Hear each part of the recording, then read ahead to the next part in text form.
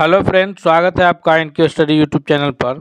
Bihar BPSC प्रधान शिक्षक भर्ती परीक्षा से संबंधित सामान्य अध्ययन अर्थात जीके जीएस का यह 11वां प्रैक्टिस सेट है, जिसमें हम लोग विभिन्न विषयों के महत्वपूर्ण ऑब्जेक्टिव प्रश्नों को एक एक करके उसके उत्तर की व्याख्या के साथ देखेंगे।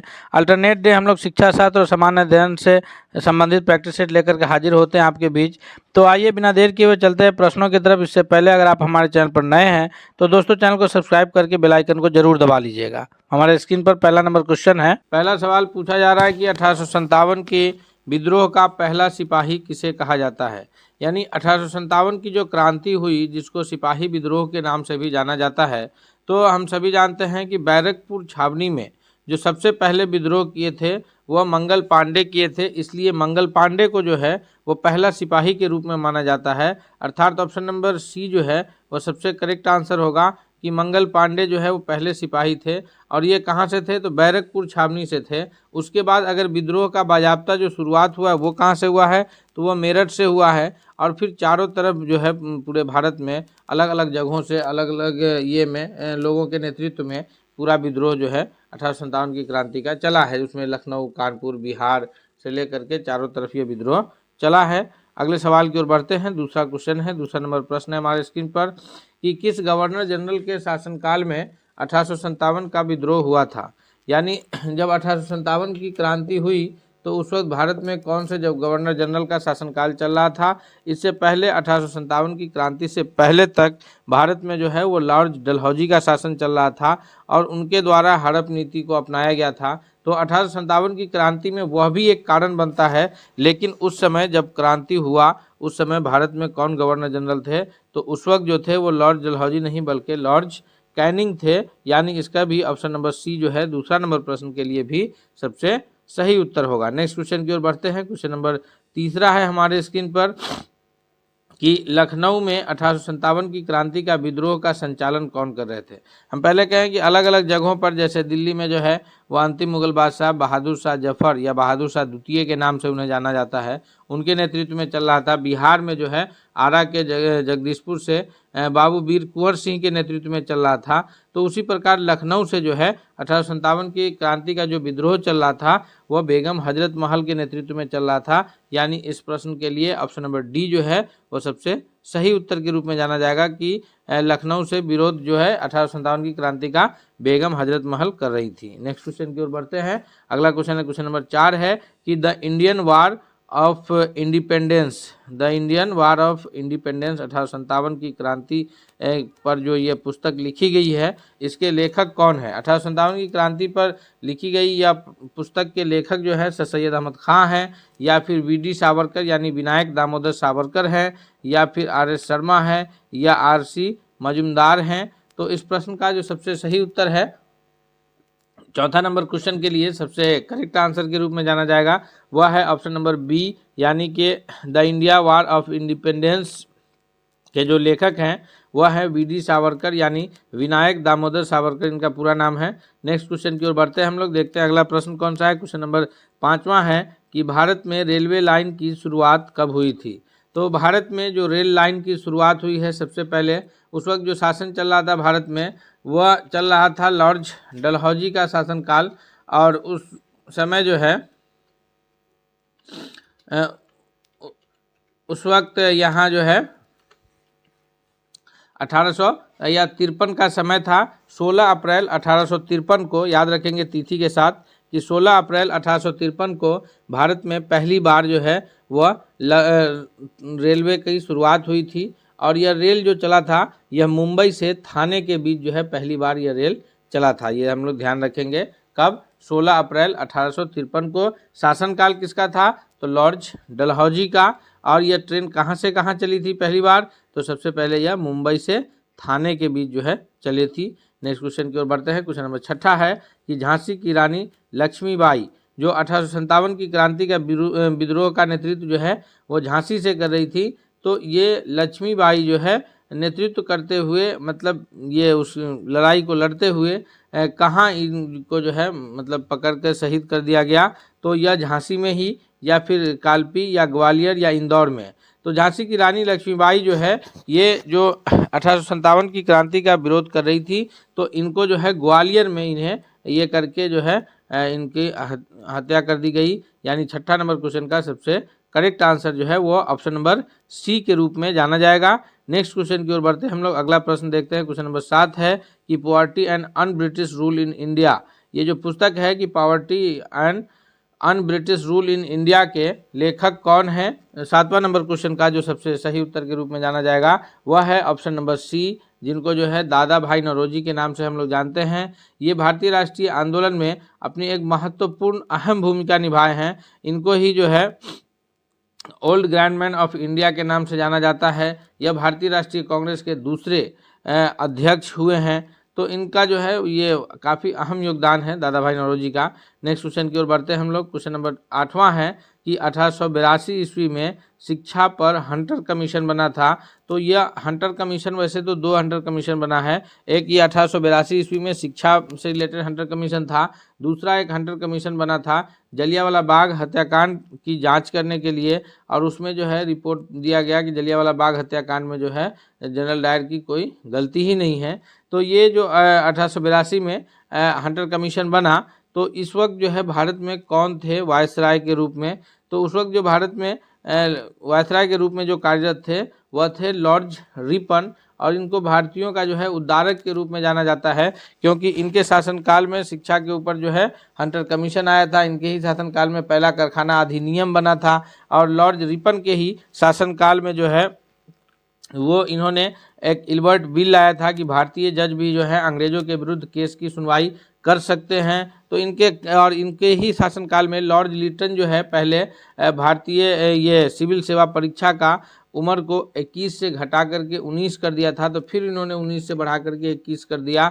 तो इस प्रकार जो है इनके शासनकाल में कई अहम ऐसे कार्य हुए हैं जिनको जो है इनके कारण जो है ये हंटर कमीशन ये लॉर्ड रिपन को जो है भारतीयों के उद्धारक के रूप में जाना जाता है। नेक्स्ट क्वेश्चन दोस्तों, हम सभी एक महत्वपूर्ण प्रश्नों को एक एक करके उसके उत्तर की व्याख्या के साथ देख रहे हैं। हम आपसे रिक्वेस्ट करते हैं कि अगर आप अब तक चैनल पर नए हैं तो प्लीज़ आप चैनल को सब्सक्राइब करके बेल आइकन को दबा लीजिए, ताकि इससे पहले कोई भी वीडियो आए तो सबसे पहले आप तक पहुंचे। और साथ ही साथ आपसे यह भी रिक्वेस्ट करेंगे कि आप इस वीडियो को लाइक करते हुए दोस्तों के बीच शेयर करें, ताकि सभी लोग जो है इससे बेहतर फ़ायदा उठा सके। हम लोग देखते हैं एक एक क्वेश्चन को। 9वां नंबर प्रश्न है हमारे स्क्रीन पर कि किस एक्ट के द्वारा भारत में ब्रिटिश ईस्ट इंडिया कंपनी का व्यापारिक एकाधिकार समाप्त कर दिया गया।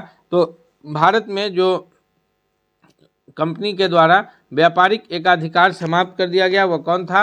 इस 9वां नंबर क्वेश्चन के लिए जो सबसे सही जवाब के रूप में है कि 1813 के चार्टर एक्ट के द्वारा जो है भारत में इस कंपनी का जो है व्यापारिक एकाधिकार समाप्त कर दिया गया था। यानी ऑप्शन नंबर सी जो है वो सबसे करेक्ट आंसर के रूप में जाना जाएगा। 10 है कि भारत में आने वाला प्रथम पुर्तगाली कौन था।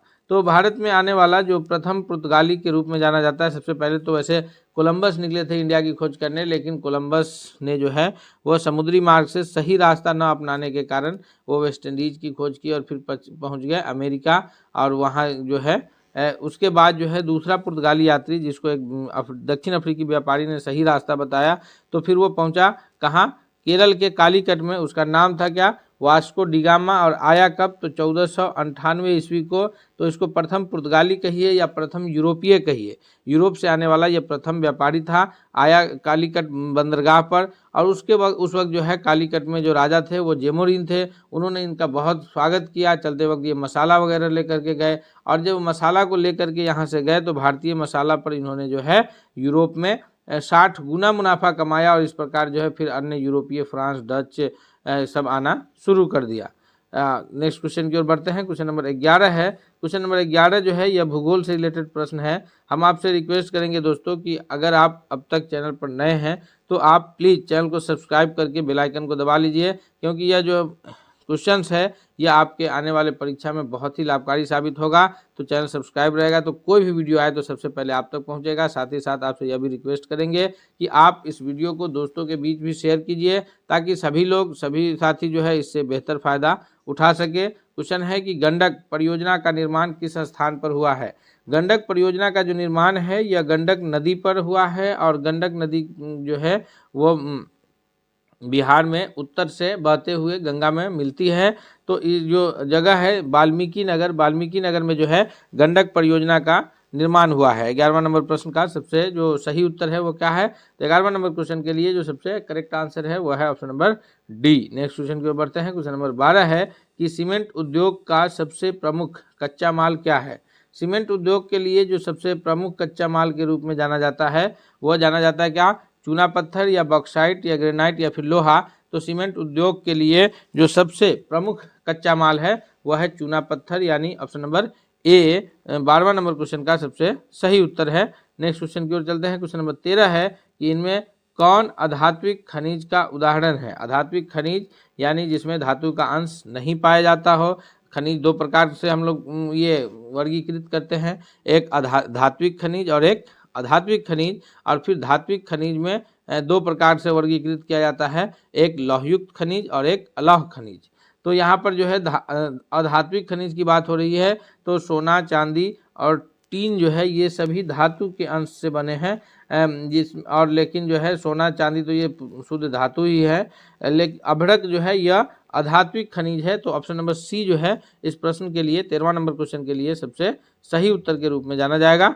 नेक्स्ट क्वेश्चन की ओर बढ़ते हैं हम लोग। क्वेश्चन नंबर 14वां देखते हैं कि भारत का प्रथम तेल शोधक कारखाना कहाँ स्थित है? तो भारत का जो पहला तेल शोधक कारखाना है यह कहाँ स्थित है? मथुरा, बरौनी, डिगबोई या फिर गुवाहाटी। तो भारत का प्रथम जो तेल शोधक कारखाना है वो असम के डिगबोई में स्थित है, यानी ऑप्शन नंबर सी के रूप में जो है वो सबसे सही उत्तर होगा। और बरौनी जो है ये हमारा बिहार का तेल शोधक कारखाना है जो कि बेगूसराय जिले में स्थित है। नेक्स्ट क्वेश्चन की ओर बढ़ते हैं। अगला प्रश्न देखते हैं। क्वेश्चन नंबर 15 है कि निम्नांकित में से किस खनिज का सबसे बड़ा उत्पादक राज्य उड़ीसा है? यानी उड़ीसा में जो खनिज इनमें से जो खनिज है लौह अयस्क या फिर तांबा, टीन और मैंगनीज, इनमें से कौन से खनिज का सबसे अधिक उत्पादन जो है यह उड़ीसा राज्य से होता है? तो इसका जो है सबसे सही जवाब है 15वां नंबर प्रश्न के लिए ऑप्शन नंबर बी की तांबा के लिए जो है ये जाना 15वां नंबर प्रश्न के लिए जो सबसे करेक्ट आंसर है वो ऑप्शन नंबर डी है कि मैंगनीज जो है यह उड़ीसा राज्य इसके उत्पादक के रूप में जाना जाएगा। नेक्स्ट क्वेश्चन की ओर बढ़ते हैं। क्वेश्चन नंबर 16 है कि काला लोहा किसे कहा जाता है? यह हेमेटाइट, मैग्नेटाइट, लाइमोनाइट और सीडेराइट। हेमेटाइट, मैग्नेटाइट, लाइमोनाइट और सीडेराइट में किसको जो है वो काला लोहा के नाम से जाना जाएगा? तो 16वां नंबर क्वेश्चन का जो सबसे करेक्ट आंसर होगा वो ऑप्शन नंबर बी है कि मैग्नेटाइट को जो है ये सभी लोहा के ही अयस्क हैं, तो इसमें मैग्नेटाइट को जो है वो काला लोहा के नाम से जाना जाएगा। नेक्स्ट क्वेश्चन की ओर बढ़ते हैं। क्वेश्चन नंबर 17 है कि विश्व पर्यावरण दिवस जो है यह कब मनाया जाता है? विश्व पर्यावरण दिवस के रूप में जो मनाया जाने वाला तिथि है 5 जून, 3 अप्रैल, 3 सितंबर या फिर 1 दिसंबर। इसका सबसे सही जवाब क्या होगा? तो इस प्रश्न के लिए जो सबसे करेक्ट आंसर के रूप में जाना जाएगा वह कौन सा होगा? जी सर, इसका सबसे करेक्ट आंसर है ऑप्शन नंबर ए कि 5 जून को जो है विश्व पर्यावरण दिवस के रूप में मनाया जाता है। 18 है कि सर्वोत्तम कोयले का प्रकार कौन सा है? जी, सर्वोत्तम कोयले के प्रकार के रूप में कौन जाना जाएगा?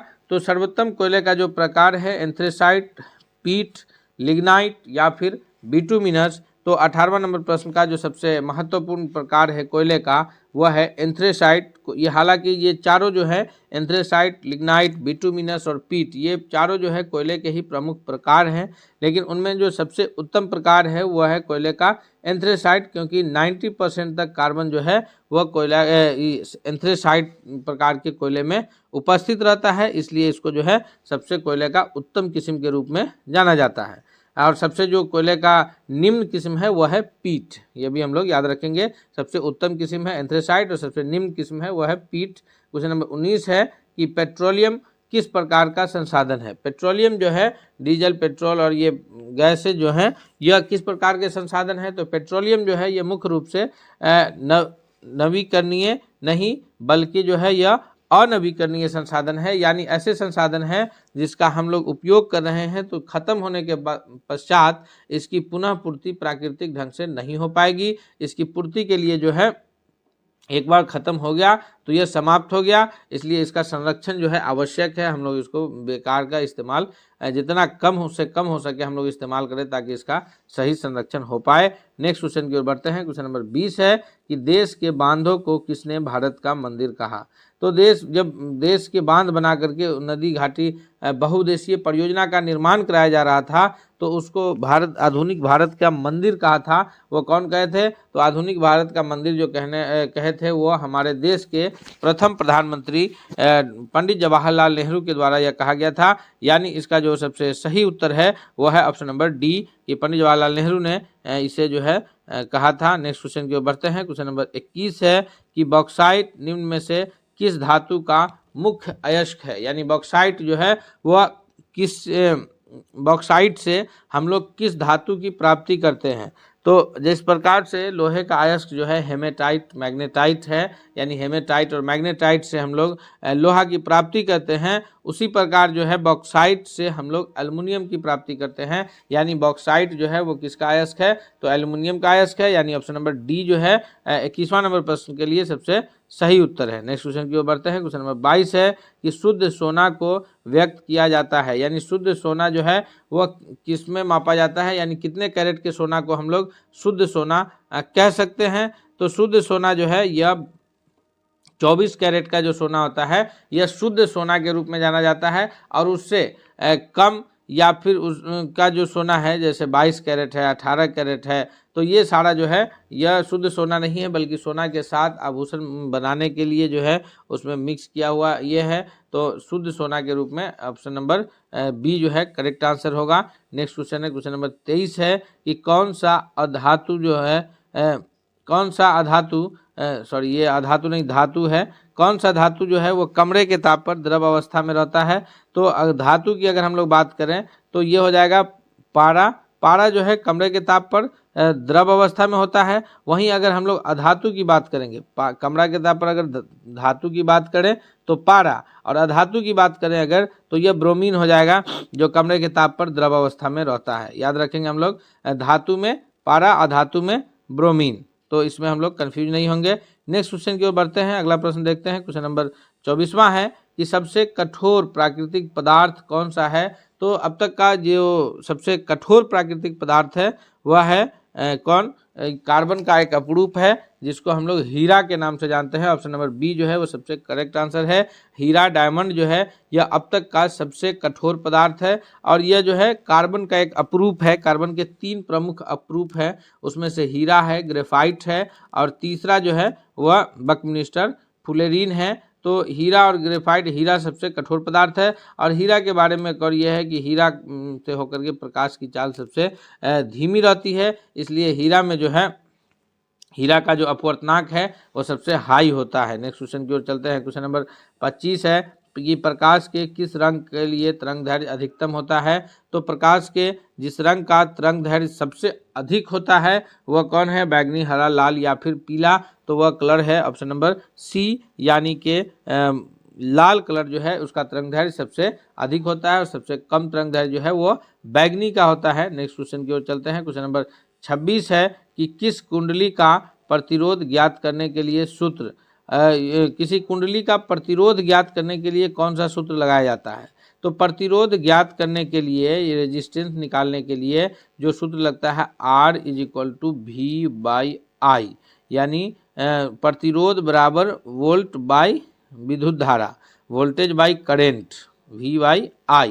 और इसका जो प्रतिरोध का ऐसा यूनिट होता है वो ओम, और ये इस प्रकार का जो है ओम का चित्र होता है। हम लोग ये इसलिए इसका सबसे जो करेक्ट आंसर है कि R = V/I, यानी ऑप्शन नंबर 26 के लिए एक V/I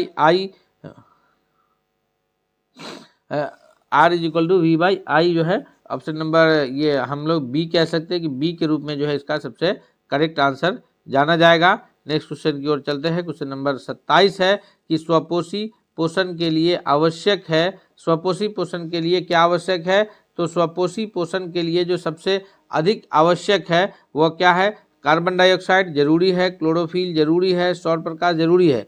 स्वपोषी उसे कहेंगे जो अपना भोजन स्वयं बनाता है। तो जितने भी हरे पेड़ पौधे हैं वह स्वपोषी है। बाकी जितने भी जंतु हैं, मनुष्य है, सभी परपोषी है, जो अपने भोजन के लिए पेड़ पौधे पर और अन्य दूसरे जंतुओं पर निर्भर रहते हैं। तो हम लोग परपोषी में आएंगे। स्वपोषी जो है अपना भोजन ये वायुमंडल से जो हवा है उससे कार्बन डाइऑक्साइड लेकर के, सूर्य की प्रकाश से रोशनी लेकर के, और फिर उसकी पत्ती में मौजूद रहता है क्लोरोफिल, उस तीनों से मिला करके अपना भोजन तैयार करते हैं। तो ऑप्शन नंबर डी जो है वह सबसे सही उत्तर के रूप में जाना जाएगा। अगले सवाल की ओर बढ़ते हैं। क्वेश्चन नंबर 28 है कि मनुष्य में कितने जोड़े क्रोमोसोम होते हैं। तो मनुष्य में जो है कुल 46 क्रोमोसोम होते हैं। तो जोड़ों की संख्या कितनी हो गई? 23 जोड़ा हो गया। Option number C correct answer होगा।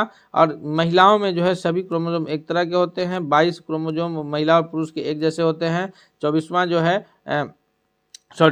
जो है क्रोमोसोम वो अलग प्रकार का होता है। पुरुष में XY, महिला में XX, और अगर XX मिले तो फिर जो है ये लड़की संतान के रूप में पैदा हो, और XY का फर्टिलाइजेशन हो तो फिर जो है संतान के रूप में पुत्र जो पैदा होता है। ये हम लोग ध्यान रखेंगे। और क्रोमोसोम की जो संख्या है वो कुल 23 जोड़ा है। संख्या में अगर पूछा जाए तो वह 46 है।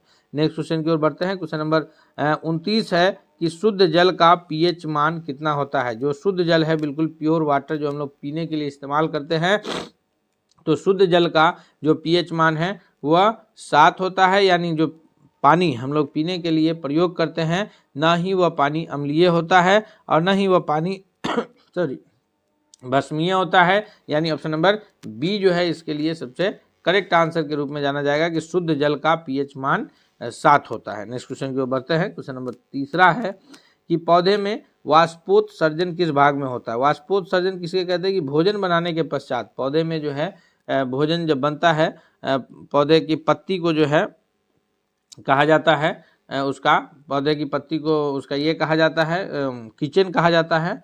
और भोजन बनने के पश्चात जब उसकी पत्ती में भोजन तैयार हो जाता है, उसके पश्चात जो पानी थोड़ा बहुत बचता है उसको फिर वायुमंडल में छोड़ दिया जाता है पत्ती के द्वारा। तो वही जो है कहलाता है वाष्पोत्सर्जन। पत्ती के द्वारा भोजन के बनने के पश्चात जो पानी को वायुमंडल में छोड़ा जाता है वह वाष्पोत्सर्जन के नाम से जाना जाता है। यानी ऑप्शन नंबर इसका सी करेक्ट आंसर होगा कि पत्ती में जो है वह क्या होता है कि पत्ती के द्वारा जो है यह वाष्पोत्सर्जन की क्रिया होती है। दोस्तों, हम लोग विज्ञान से रिलेटेड अभी प्रश्न देख रहे हैं और यह प्रश्न जो है बहुत ही महत्वपूर्ण, सारे प्रश्नों को हम लोग एक एक करके देख रहे हैं। हम आपसे रिक्वेस्ट करेंगे कि अगर आप अब तक चैनल पर नए हैं तो प्लीज़ जरूर सब्सक्राइब कर लीजिए ताकि इसकी बेहतर तैयारी हो सके। क्वेश्चन नंबर 31 है कि भारत में लोकतंत्र की बहाली के बाद भारतीय नागरिकों को अधिकार प्राप्त हुए थे। कौन कौन से अधिकार प्राप्त हुए थे? तो भारत में जब लोकतंत्र की बहाली हो गई तो उसके पश्चात जो है भारतीयों को जो अधिकार प्राप्त हुए हैं उसमें मौलिक अधिकार है, मतदान करने का अधिकार है, अपना जनप्रतिनिधि चुनने का अधिकार है। यानी ऑप्शन नंबर डी जो है करेक्ट आंसर हो जाएगा कि ये सारे अधिकार जो है भारतीय नागरिकों को प्राप्त है। कि उसके पास जो 6 मौलिक अधिकार हैं, उसको मतदान करने का अधिकार है कि हर वो नागरिक जो 18 वर्ष से अधिक आयु का होगा वो अपना मतदान कर सकता है बिना किसी भेदभाव के। जनप्रतिनिधि चुनने का अधिकार है मतदान के द्वारा। क्वेश्चन नंबर 32 है कि मुख्यमंत्री की नियुक्ति कौन करता है। तो मुख्यमंत्री की नियुक्ति जो की जाती है, मुख्यमंत्री, हर एक राज्य में एक मुख्यमंत्री का निर्वाचन होता है। तो यह निर्वाचन जो है यह नियुक्ति राज्य के महामहिम राज्यपाल के द्वारा किया जाता है। गवर्नर ऑफ स्टेट जो है इसकी नियुक्ति करते हैं। 32वां नंबर क्वेश्चन का सबसे सही जवाब जो है वो ऑप्शन नंबर सी के रूप में जाना जाएगा। नेक्स्ट क्वेश्चन है क्वेश्चन नंबर 33 है कि बिहार के प्रथम मुख्यमंत्री कौन थे। जी, बिहार के प्रथम मुख्यमंत्री के रूप में किनका नाम आता है? तो हम सभी जानते हैं कि बिहार के जो प्रथम मुख्यमंत्री के रूप में नाम आता है वो आता है श्री कृष्ण सिंह का। यानी 33वां नंबर क्वेश्चन के लिए जो सबसे सही जवाब है ऑप्शन नंबर ए के रूप में जाना जाएगा कि डॉक्टर श्री कृष्ण सिंह जो है वह बिहार के प्रथम मुख्यमंत्री के रूप में जाने जाते हैं। नेक्स्ट क्वेश्चन है क्वेश्चन नंबर 34 है कि निम्नलिखित में से जनता द्वारा प्रत्यक्ष रूप से निर्वाचित सदन है। यानी किस सदन को जनता जो है डायरेक्ट चुन करके भेजती है? राज्यसभा के लोगों को, लोकसभा के लोगों को, या फिर दोनों को, या इसमें से किसी को नहीं?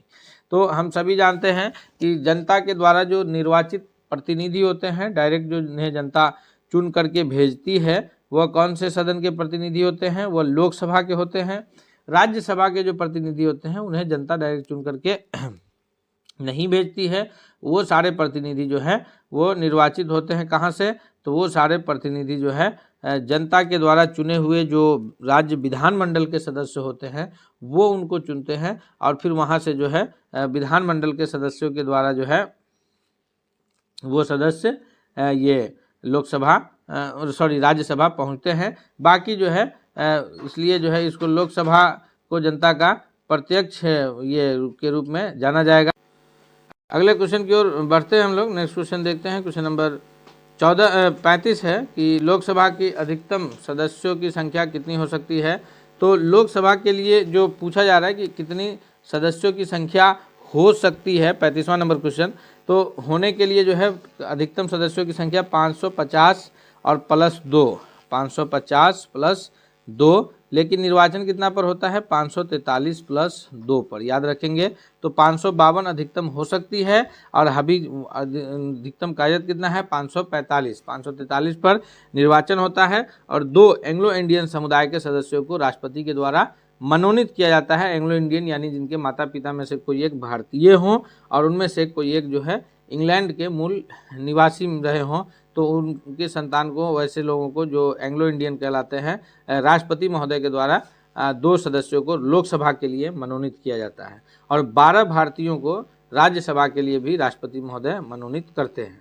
क्वेश्चन नंबर 36 है, यह उसी से रिलेटेड प्रश्न है कि राष्ट्रपति अंगल भारतीय समुदाय के कितने प्रतिनिधि को लोकसभा के लिए मनोनीत करते हैं। तो राष्ट्रपति के द्वारा जो है एंग्लो इंडियन समुदाय के 2 प्रतिनिधि को लोकसभा के लिए मनोनीत किया जाता है, यानी ऑप्शन नंबर ए जो है वो करेक्ट आंसर के रूप में जाना जाएगा। और राज्यसभा के लिए एंग्लो इंडियन तो नहीं होते हैं, भारतीय समाज के ही लोग होते हैं, तो वो 12 सदस्यों को जो है राष्ट्रपति मनोनीत करते हैं। नेक्स्ट क्वेश्चन है, क्वेश्चन नंबर 37 है कि वर्तमान में लोकसभा के लिए जो सीटों का आवंटन किया गया है, जैसे बिहार से 40 सीट, उत्तर प्रदेश में 80 सीट, तो इस प्रकार के सीटों का जो आवंटन है वो किस जनगणना के आधार पर हुआ है। और तो ये जो अभी वर्तमान में जो लोकसभा के लिए सीटों का आवंटन है, जिसमें बिहार से 40 सीट हैं, तो ये आवंटन जो है 1971 की जनगणना के अनुसार हुआ है और 2026 तक ये रहना है, यानी 2024 का चुनाव जो है वो उसी सीट के अकॉर्डिंग होगा।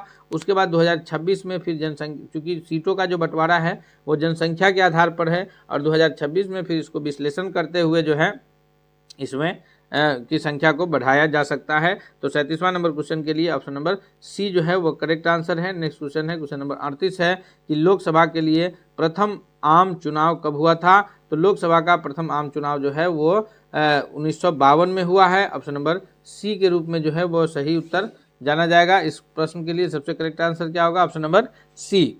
नेक्स्ट क्वेश्चन है, क्वेश्चन नंबर 39 है कि भारत में कार्यपालिका का अध्यक्ष कौन होता है। कार्यपालिका का जो अध्यक्ष है वो प्रधानमंत्री होते हैं, या फिर ये राष्ट्रपति होते हैं, या विरोधी दल का नेता होता है, या भारत सरकार का मुख्य सचिव होते हैं। तो इसका करेक्ट आंसर है ऑप्शन नंबर ए कि जो कार्यपालिका का अध्यक्ष है वो राष्ट्रपति महोदय होते हैं। नेक्स्ट क्वेश्चन है, क्वेश्चन नंबर 40 है कि भारत का राष्ट्रपति का निर्वाचन होने के लिए, यानी भारत का राष्ट्रपति बनने के लिए जो उम्र है वो कम से कम उम्र कितना साल का होना चाहिए। तो भारत का राष्ट्रपति बनने के लिए जो सबसे न्यूनतम उम्र सीमा है वह है 35 वर्ष, यानी 35 वर्ष से पहले कोई भी व्यक्ति भारत का राष्ट्रपति नहीं बन सकता है। दोस्तों, हम ये 40 महत्वपूर्ण प्रश्नों को उसके उत्तर की व्याख्या के साथ देखे हैं और हम यह उम्मीद करते हैं कि ये जो प्रश्न है यह आपके आने वाले परीक्षा में काफ़ी लाभकारी और हितकारी साबित होगा। तो इसलिए आपसे रिक्वेस्ट भी है कि आप चलते चलते इस चैनल को सब्सक्राइब कीजिए और साथ ही साथ वीडियो को लाइक करते हुए दोस्तों के बीच भी शेयर कीजिए, ताकि सभी लोग आपसे फ़ायदा उठा सके। हम लोग मिलेंगे अगले सेट के साथ, तब तक के लिए धन्यवाद।